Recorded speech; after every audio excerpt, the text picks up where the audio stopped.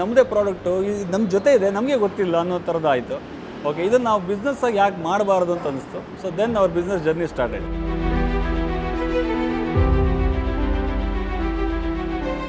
By ಕ್ಯಾ ಹೇ, what is this, what is tambuli ಅಂತ ಬರ್ತಾರೆ. ನಾವು ಅವ್ರಿಗೆ ಅವೇರ್ನೆಸ್ ಕ್ರಿಯೇಟ್ ಮಾಡ್ತಾಯಿದ್ವಿ, ತಂಬುಳಿ ಅಂದ್ರೆ ಏನು ಅಂತ. ಅವ್ರಿಗೆ ತಂಬುಳಿ ಅಥೆಂಟಿಕ್ ಮಲೆನಾಡಿನ ಡ್ರಿಂಕ್ ಅಂತ ಅರ್ಥ ಆಗದೇ ಇದ್ರು, ಇಟ್ಸ್ ಅ ಹೆಲ್ದಿ ಬೆವರೇಜ್ ಅಂತ ಅರ್ಥ ಆದರೂ ಸಾಕು. ಹಳೇದನ್ನು ನಾವು ರೀಇನ್ವೆಂಟ್ ಮಾಡ್ತಾ ಇದ್ವಿ ಆ್ಯಕ್ಚುಲಿ. ಸೊ ನಮ್ಮಲ್ಲಿಯ ಮೌಲ್ಯಯುತವಾಗಿದ್ದನ್ನ ನಾವು ತಂದು ಜನರಿಗೆ ಕೊಡ್ತಾ ಇದ್ದೀವಿ. ಎಲ್ಲರೂ ಏನೋ ಸ್ಪೆಷಲ್ ಮಾಡೋಕ್ಕೆ ಹೋಗಿ ನಮ್ಮ ಮೂಲಭೂತವಾದ ಕ್ಲೀನ್ ಫುಡ್ ಕಾನ್ಸೆಪ್ಟ್ ಬಿಡ್ತಾ ಇದ್ದಾರೆ. ಜನರು ಇಲ್ಲಿ ಹೊಸ ಟ್ರೈ ಮಾಡೋಕ್ಕೆ ಇಷ್ಟಪಡ್ತಾರೆ, ಎಸ್ಪೆಷಲಿ ನಮ್ಮ ಬೆಂಗಳೂರು ಜನರು. ಸೊ ಒಮ್ಮೆ ಬಂದು ಅವ್ರಿಗೆ ಇಷ್ಟ ಆದರೆ ಸೊ ಮೌತ್ ಪಬ್ಲಿಸಿಟಿ.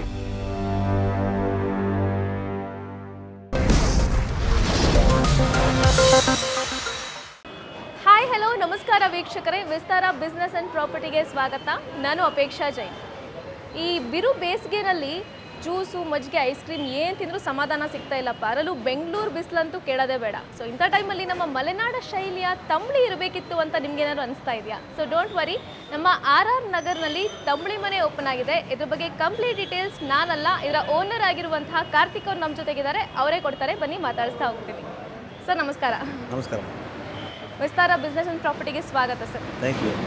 ಸೊ ಈ ಕಾನ್ಸೆಪ್ಟೇ ತುಂಬ ಯೂನಿಕ್, ತಂಬಳಿ ಅಂತ ಹೇಳೋದು. ಯಾಕಂದರೆ ಸಾಕಷ್ಟು ಜನರಿಗೆ ಗೊತ್ತಿರಲ್ಲ. ಹೇಗೆ ಬಂತು ನಿಮಗೆ ಈ ಐಡಿಯಾ ತಂಬಳಿ ಮನೆ ಮಾಡಬೇಕು ಅನ್ನೋದು? ಓಕೆ, ಸೊ ನಾನು ಮುಂಚೆ ಬೆಂಗಳೂರಲ್ಲೇ ಇದ್ದವನು. ಸೊ ಊಟಕ್ಕೆ ಅಡುಗೆ ಮಾಡೋಕ್ಕಾಗಿಲ್ಲ ಅಂದರೆ ಹೊರಗಡೆ ಊಟ ಮಾಡ್ತಾಯಿದ್ವಿ. ಬಟ್ ಎಲ್ಲಿ ಹೋದರೂ ಕೂಡ ಟೇಸ್ಟಿಂಗ್ ಪೌಡರ್ ಇರ್ಬೋದು, ಎಣ್ಣೆ ಇರ್ಬೋದು, ಸೋಡಾ ಇರ್ಬೋದು, ಎಲ್ಲ ನಾನು ತುಂಬ ಸೆನ್ಸಿಟಿವ್ ಇದ್ದೆ ಫುಡ್ಡಿಗೆ. ಸೊ ಅದು ಪ್ರಾಬ್ಲಮ್ ಆಗ್ತಾಯಿತ್ತು.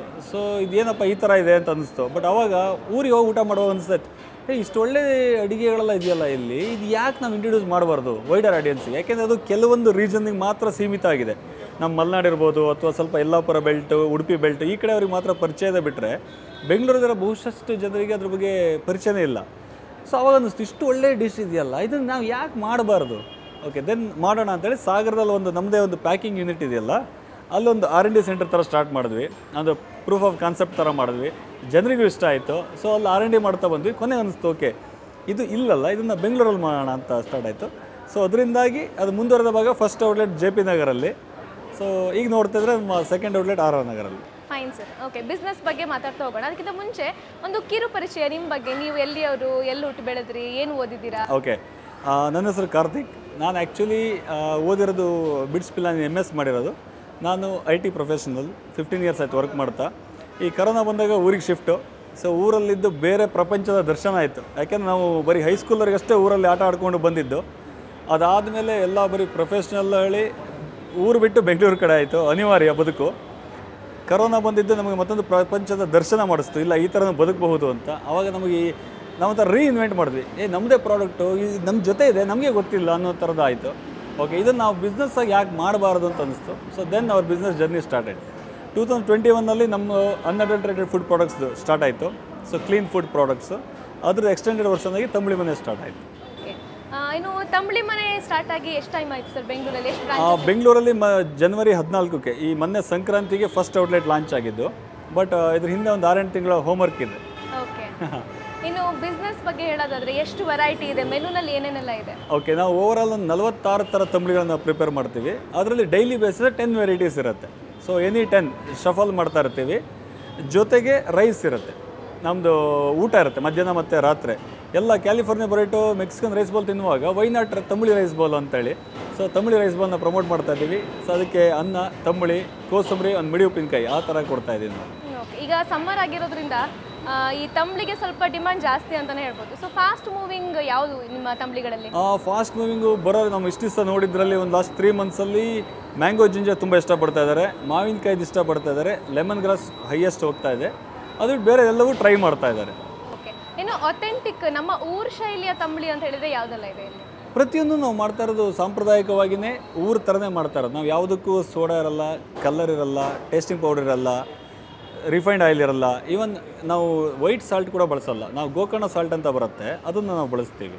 ಸೊ ಪ್ರತಿಯೊಂದು ಕೂಡ ನಾವು ಸಾಂಪ್ರದಾಯಿಕ, ನಮ್ಮ ಆ ಟ್ಯಾಗ್ಲೇ ನಮ್ಮಜ್ಜಿ ಹೇಳ್ಕೊಟ್ಟಿದ್ದಂತ ಇದೆಯಲ್ಲ, ಅದು ಸುಮ್ಮನೆ ಹಾಕಿರೋದಲ್ಲ. ಯಾಕೆಂದರೆ ಈ ಮಾಡುವ ಪ್ರಿಪ್ರೇಷನ್ ನಾವು ಕಲ್ತಿದ್ದು ಅಜ್ಜಿಯಿಂದ ಅಮ್ಮ ಕಲ್ತರು, ಅಮ್ಮನಿಂದ ನಾವು ಕಲ್ತ್ವಿ. ಈಗ ಆ ಥರ ನಾವು ಪ್ರತಿಯೊಬ್ಬರು ಅಷ್ಟು ತಂಬಳಿ ಮಾಡ್ತೀವಿ. ಸೊ ಅದು ಮಾಡುವ ವಿಧಾನ ಏನಿದೆ ಅದು ನಮ್ಮ ಮಲೆನಾಡಿನ ಸಾಂಪ್ರದಾಯಿಕ ಮೆಥಡಲ್ಲೇ ನಾವು ಸ್ವಲ್ಪ ಟ್ವೀಕ್ ಮಾಡಿದ್ದೀವಿ. ಏನು ಕೇಳಿದ್ರೆ ಅದು ಮುಂಚೆ ಮೊಸರು ಜೊತೆ ಸಿರಪ್ನೆಲ್ಲ ರುಬ್ಬಿ ಮೊಸರು ಮಿಕ್ಸ್ ಮಾಡಿ ಅನ್ನಕ್ಕೆ ಕೊಡ್ತಾಯಿದ್ರು. ನಾವು ಮೊಸರು ಬದಲು ಬಟರ್ ಮಿಲ್ಕ್ ಮಾಡಿದ್ವಿ, ಆಮೇಲೆ ಅದನ್ನ ಸೋಸ್ತೀವಿ, ಸ್ಟ್ರೈನ್ ಮಾಡ್ತೀವಿ. ಯಾಕೆಂದ್ರೆ ಅದನ್ನ ಕುಡಿಯೋ ಕನ್ಸಿಸ್ಟೆನ್ಸಿಲಿ ಕೊಡೋಣ ಅಂತೇಳಿ ಅದೊಂದು ಚೂರು ಮಾಡಿಫಿಕೇಷನ್ಸ್ ನಾವು ಮಾಡಿದ್ವಿ. ರೈಸಿಗೆ ಹಾಕೋದು ಸೇಮ್ ಅದೇ ಥರನೇ ಇರುತ್ತೆ, ನಾವು ಅದನ್ನ ಸ್ಟ್ರೈನೇ ಮಾಡಲ್ಲ.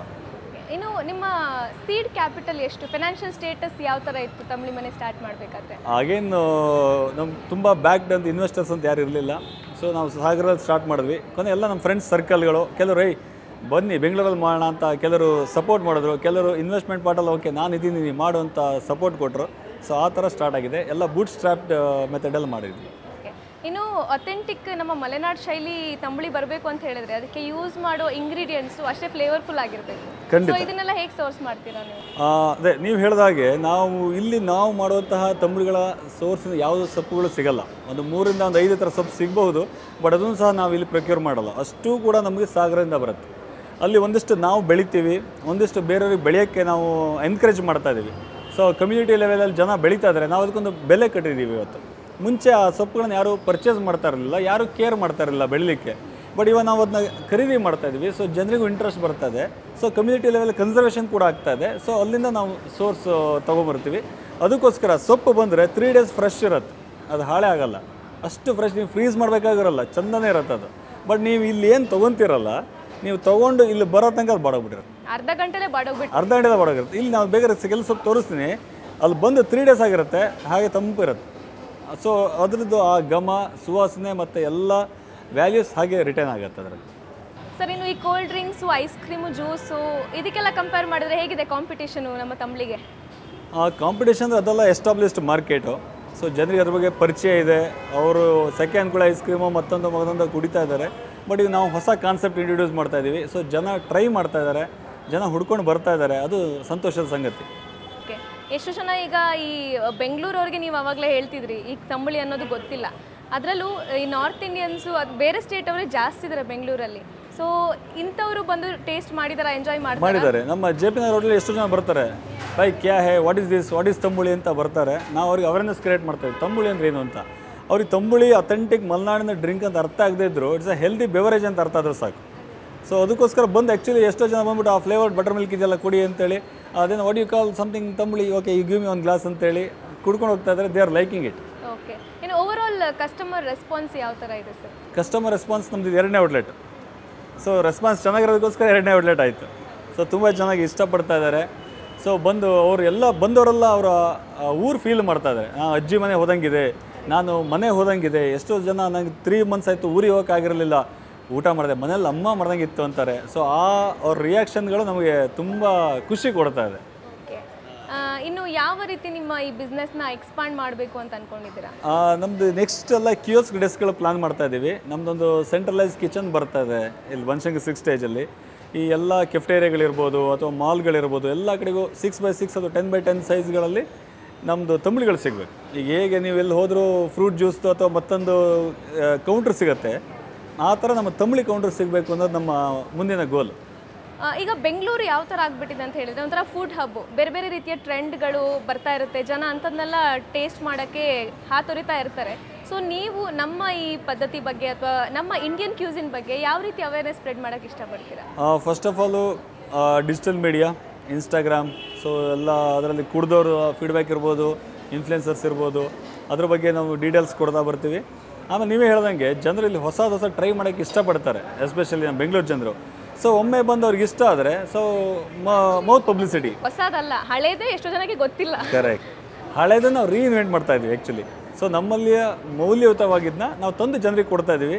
ಸೊ ಜನ ಟ್ರೈ ಮಾಡ್ತಾ ಇದ್ದಾರೆ ಏನು ಅಂತೇಳಿ, ಬಂದು ಇಷ್ಟ ಆದಮೇಲೆ ಅದು ಅವರು ರಿಪೀಟ್ ಬರ್ತಾ ಇದ್ದಾರೆ, ಫ್ರೆಂಡ್ಸ್ ಫ್ಯಾಮಿಲಿ ಕರ್ಕೊಂಡು ಬರ್ತಾ ಇದ್ದಾರೆ. ಸೊ ಮೌತ್ ಪಬ್ಲಿಸಿಟಿಯಿಂದ ಬರ್ತಾ ಇದ್ದಾರೆ ಜನ.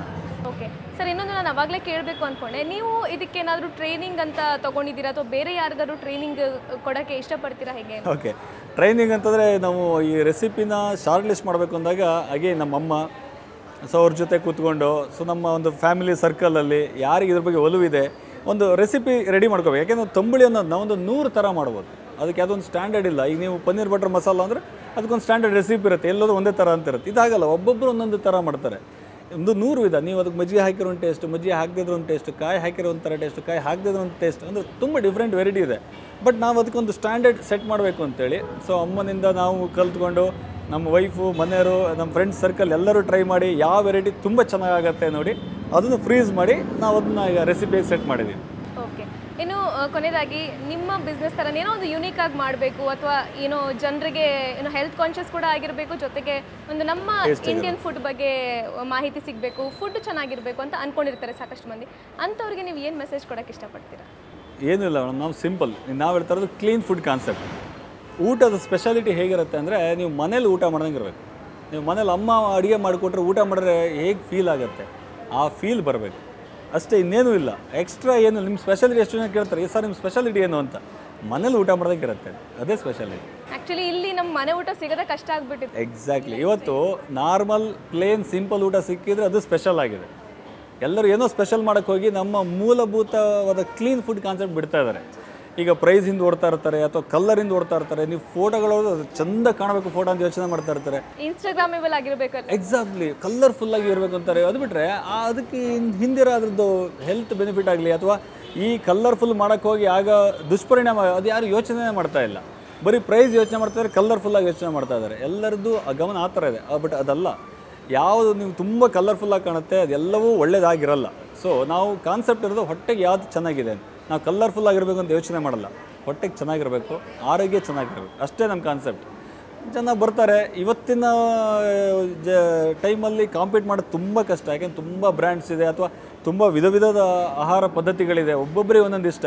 ಅದ್ರ ಮಧ್ಯೆ ಒಂದು ಅವೇರ್ನೆಸ್ ನಾವು ನಮ್ಮ ಪ್ರಯತ್ನ ಮಾಡ್ತಾ ಇದ್ದೀವಿ, ಬಂದವರು ಇಷ್ಟಪಡ್ತಾ ಇದ್ದಾರೆ. So we are happy. Sir, ನೀವು ಹೇಳ್ದಂಗೆ ಆಲ್ರೆಡಿ ತುಂಬ ಬ್ರ್ಯಾಂಡ್ಗಳು ಎಸ್ಟಾಬ್ಲಿಷ್ ಆಗಿದೆ, ಅದರ ಮುಂದೆ ನಿಲ್ಲೋದು ತುಂಬಾ ಕಷ್ಟ.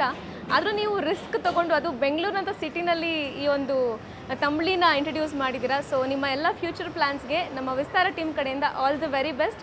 ಹಾಗೆಯೇ ಈ RR ನಗರಲ್ಲಿ ಹೊಸ ತಂಬ್ಳಿ ಮನೆ ಔಟ್ಲೆಟ್ ಓಪನ್ ಆಗಿದೆ. ವೀಕ್ಷಕರೇ, ನೀವೆಲ್ಲರೂ ಬಂದು ಖಂಡಿತ ಟೇಸ್ಟ್ ಮಾಡಲೇಬೇಕು, ಇದು ನನ್ನ personal request. So wish you all the best sir. Thank you so much.